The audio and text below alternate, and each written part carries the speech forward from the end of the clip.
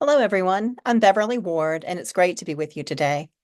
We're going to take a look at Erikson's stage of identity versus role confusion. This is one of the most pivotal developmental tasks of the human lifespan.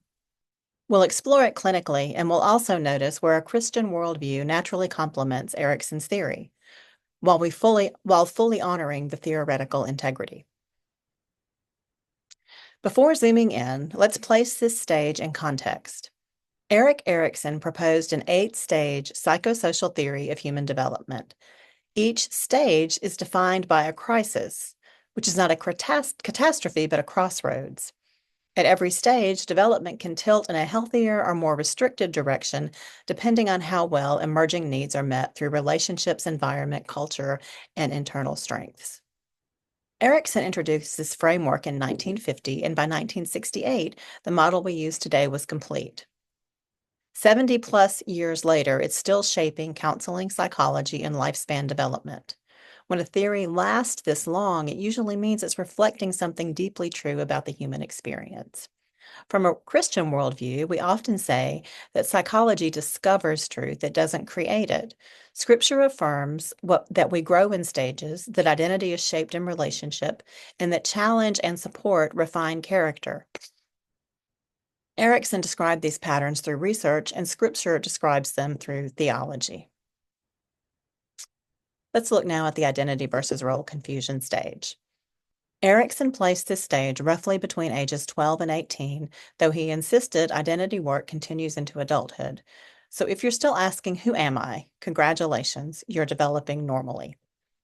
The central task in the identity versus role confusion stage is forming a coherent, stable sense of self. This identity becomes the foundation for future commitments, work, values, relationships, and purpose. Importantly, identity does not appear out of thin air. Earlier stages, trust, autonomy, initiative, competence, create the soil in which identity can grow. Adolescents begin wrestling with big questions. Who am I? Who am I becoming? What do I believe? What belongs to me versus what belongs to everyone else's expectations? Identity formation is emotional, relational, cognitive, and spiritual. What emerges becomes a scaffolding for adult life. One of Erikson's most helpful ideas is moratorium. This is a period during the identity versus role confusion stage that is a season of exploration, a trying on of roles, testing beliefs, and imagining possibilities before making firm commitments.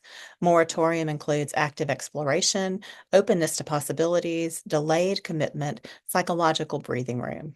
Think of it as the changing room of identity. Adolescents try things on, look in the mirror, and sometimes say, nope, that's not me. This is healthy. Erikson didn't create official categories of identity, but he consistently emphasized several identity domains. And those are occupational, values and beliefs, sexual and relational identity, and belonging and group identity. Identity forms as adolescents weave these together into a sense of self that feels consistent over time. From a Christian perspective, Psalm 139 reminds us that identity isn't invented, it's discovered. It tells us that God knit us together in our mother's womb with a specific purpose in mind. God has already woven intention and a plan into each person. The crisis of this stage sits between identity and role confusion. Healthy resolution of this crisis results in fidelity, which includes the ability to commit to values and relationships, a coherent sense of self, confidence in direction and purpose. Unsuccessful resolution of the crisis leads to role confusion, often seen as uncertainty about values, difficulty making decisions, inconsistent commitments, reliance on others' expectations, and a sense of drifting. Erikson stressed that identity challenges make the next stage, intimacy versus isolation, much harder. It's difficult to share a self you don't yet fully know. But Erikson also believed identity is never finished. Life offers opportunities for repair and growth at any age. Let's look at a case example. I once worked with a 16-year-old who said, I feel like I'm made of puzzle pieces from everyone else, and I don't know what is genuinely me. He was navigating parent expectations, peer pressure, coaches, teachers, plus social media's opinion about everything. Counseling gave him a place to slow down, explore, and identify what was genuinely his. Over time, he moved from confusion to clarity and eventually took ownership. Another common picture is the high performing adolescent who looks put together on the outside but feels internally fragmented, defining identity by achievement rather than by an integrated sense of self. So, for us as clinicians, this stage invites us to create a judgment free space where exploration is safe, clarify strengths, values, and emerging beliefs, normalize uncertainty with maybe a statement letting them know you're not behind, that you're human, and figuring out who you are is a lifelong task. Integrate scripture gently, allowing adolescents to explore spiritual identity without pressure. Using reflective questions.